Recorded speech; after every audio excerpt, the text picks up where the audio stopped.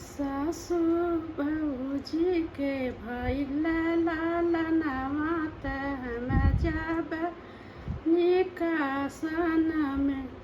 सासु भौजी के भइल लालनवा त हम जब निकासन में। का करके जइबू ये बहू निकासन में। बहू का बहू ना अइल तुहर भैया त का करके जइबू न हो। बहू का बहू न अइल तुहर भैया त का करके जइबू न हो। हथवा में लिहले काला तिलवा चाउरा गंगा जल हो। सूरज के मनवली सूरज सासु के मनाइले बहो।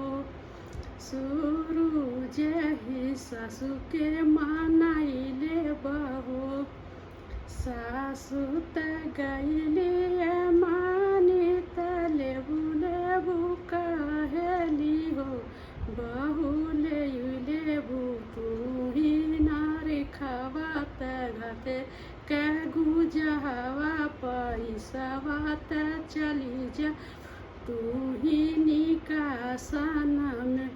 बहू लेबू तू ही ना रखवा हाथे के गुजहवा त पैसवा त चली जइबू निकासन में।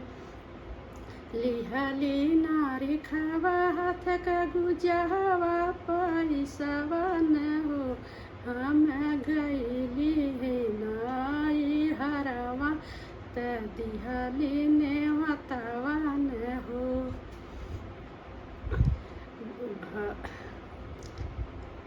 जाति बाटिनिए धना बहिना ते अपने घरवा न हो। धना का दियाई जाति बाटिए धना अपन बहिना घरवा न हो। धना बहिना के काही दियाई न हो।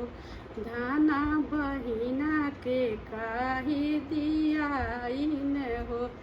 देई देबे सैया ननद के लुगवा न हो। सैया ननदा पहिनी जइहे घरवा न हो। सैया ननदा पहिनी जइहे घरवा न हो। भैया ही दिहन चुनरिया त चुनरी पहिनली न हो। चुनरिया पहिनी हम अइली त अपने घरवा न हो। चुनरिया पहिनी हम अइली त अपने घरवा न हो।